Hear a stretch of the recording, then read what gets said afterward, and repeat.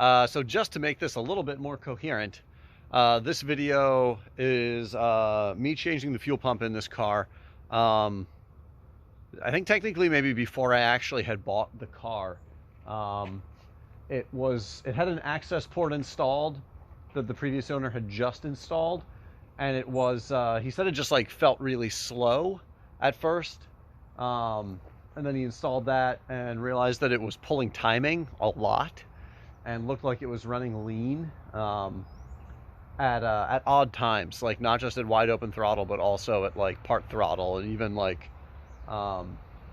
coasting, like throttle, like idle and stuff. Anyway, so I thought it was the fuel pump, and so I got a new fuel pump, and I got the entire fuel pump assembly. The fuel pump is in a plastic housing that sets down in the tank. It's not like some other cars where the fuel pump, the actual metal pump, is exposed and you can take that out and just replace the pump from the housing so you can upgrade the pump.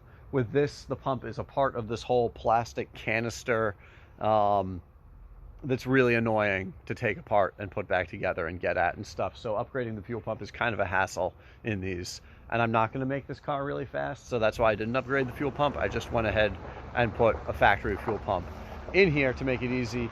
But this is what I went through changing the fuel pump in this car. Have a great time. Enjoy it. I'm just going to make a video of this from here. So I have this Legacy GT that runs lean and has fueling issues. Injectors should be fine. Plugs are new. What else got checked? Anyway, it seemed like it might be the fuel pump. So I got a new fuel pump, and I just got into this and opened it, and look, it's a mouse nest. Hopefully, the wires are all intact. I mean, it should, if the mice had actually eaten the wires, then it shouldn't be getting any fuel. It shouldn't be working. So the fact that it's getting fuel, it's just running kind of lean, it's probably just that the fuel pump is tired. It's got 138,000 miles on it. So hopefully I can clear all of this stuff out, and shouldn't be too hard to replace the fuel pump. Just to make it clear, here's where the fuel pump is on a Legacy GT wagon. Always good to open the fuel cap so that the fuel system isn't pressurized at all, and when I pull those fuel lines, they won't leak too much. And was there something else? Oh yeah, disconnect the battery before I pull any fuel lines or anything. I will disconnect the battery up there. Getting the seat out is a little tricky. It's a little different from my WRX. You've got to reach down in underneath here and push the seat down. There's hooks. You push it down and then pull forwards to get the hooks out from underneath these, so that the seat flips forwards.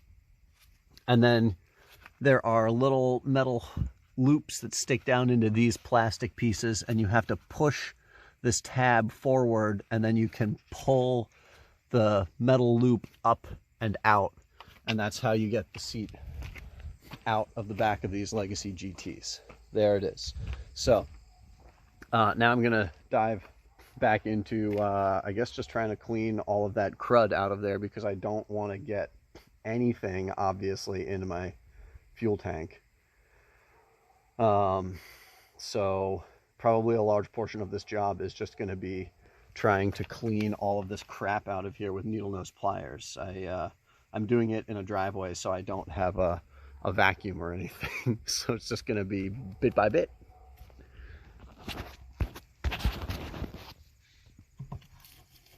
Another fun little note.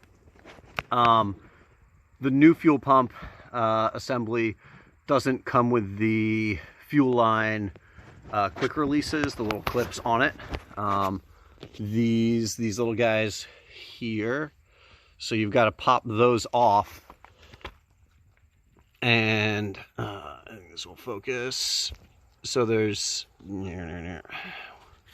tough to see. Yeah, so there are these two little clips, arrows that catch on a ridge here on the line that comes out, and so I think you just have to pop those up to get them over it, and then they'll slide off, and then you put them on the new one, You just want to be real gentle when you do that and not break these, because that would be unfortunate.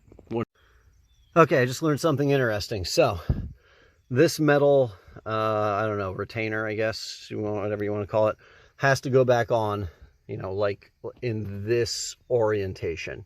Fits down in there. You just went through a bunch of crap to get it out. See these other little, there's the screw holes, but then there's those other little holes next to it, right there and right here, and there's another one right there. The rubber gasket that goes around underneath, it has a couple of little nubbins, that one right there, that protrude up. There's 1, 2, 3 of them. They have to match these little holes here on the retainer. So you've got to make sure that that rubber gasket is in the same orientation that it was when you took it out to match up with this. If you don't, you're just going to have to take everything back out and do it over again. So that's another thing to look out for. Put this, you know, line this up and see where those holes are before you put